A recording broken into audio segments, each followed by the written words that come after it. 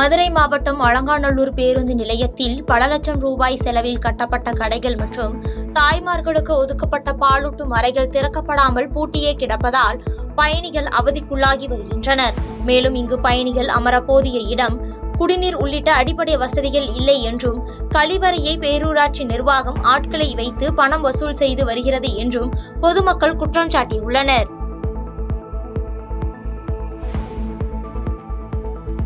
தேனி மாவட்டம் சின்னமனூர் சுற்றுவட்டார பகுதியில் பெய்த தொடர் கனமழையால் வாழை மரங்கள் சேதமடைந்தன. ஏக்கருக்கு 1.5 லட்சம் ரூபாய் வரை செலவு செய்துள்ளதாக வேதனை தெரிவிக்கும் விவசாயிகள் அரசு உரிய இழப்பீடு வழங்க வேண்டும் என கோரிக்கை விடுத்துள்ளனர்.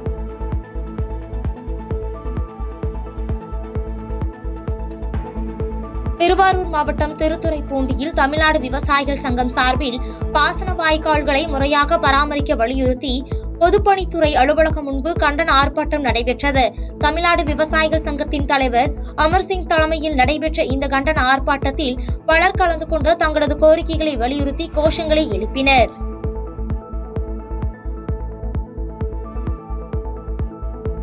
வேலூர் மாவட்டம் குடியாத்தம் அருகே வீடு இல்லாமல் கோவிலில் குடியிருந்த 70 வயது மூதாட்டிக்கு கலைஞர் கனவு இல்லம் திட்டத்தின் கீழ் வீடு கட்டுவதற்கான ஆணையை மாவட்ட ஆட்சியர் வழங்கினார். நெல்லூர்பேட்டையில் நடைபெற்ற 538 பயனாளிகளுக்கு கலைஞர் கனவு இல்லம் திட்டத்தின் கீழ் வீடு கட்டுவதற்கான ஆணை வழங்கும் நிகழ்ச்சியில் மாவட்ட ஆட்சித்தலைவர் சுப்புலட்சுமி, குடியாத்தம் எம்எல்ஏ அமுலு ஆகியோர் கலந்து கொண்டு பயனாளிகளுக்கு வீடு கட்டுவதற்கான ஆணைகளை வழங்கினர்.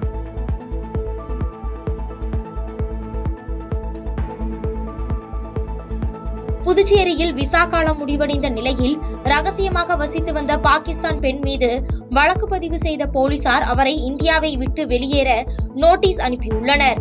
லாஸ்பேட்டை கிருஷ்ணா நகரைச் சேர்ந்த ஹனீப் கான் என்பவர் பாகிஸ்தான் நாட்டைச் சேர்ந்த பௌசியா பானோ என்ற பெண்ணை திருமணம் செய்த நிலையில் அவரது விசா காலம் முடிவடைந்து விட்டது என தெரியவந்த நிலையில் வெளிநாட்டு தூதரக அதிகாரிகள் அப்பெண்ணை வெளியேற நோட்டீஸ் அனுப்பியுள்ளனர். மயிலாடுதுறை மாவட்டத்தில் பெய்த கனமழை காரணமாக சாலைகளில் மழைநீர் பெருக்கெடுத்து ஓடியது.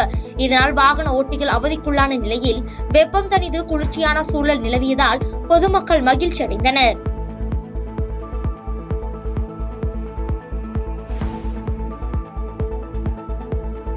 கள்ளக்குறிச்சி மாவட்டம் சங்கராபுரம் அருகே சமத்துவபுரத்தில் வசித்து வரும் பழங்குடியின மக்களுக்கு ஜாதி சான்றிதழ் வழங்க கோரி மாவட்ட ஆட்சியரிடத்தில் மனு அளித்தனர். மேலும் இதனால் தங்களால் எந்த ஒரு அரசு சலுகையும் பெற முடியவில்லை உள்ளிட்ட பல்வேறு இன்னல்களை சந்தித்து வருவதாக வேதனை தெரிவிக்கும் அவர்கள் மாவட்ட ஆட்சியர் விரைந்து நடவடிக்கை எடுக்க வேண்டும் என கோரிக்கை விடுத்துள்ளனர்.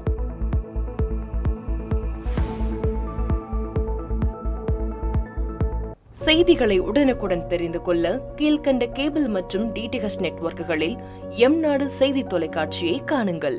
பாதகம் செய்பவரை கண்டால் நாம் பயம் கொள்ளலாகாது பாப்பா.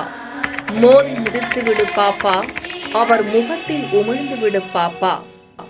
அண்மை செய்திகளை உடனுக்குடன் தெரிந்து கொள்ள இணைந்திருங்கள் எம்நாடு தொலைக்காட்சியுடன்.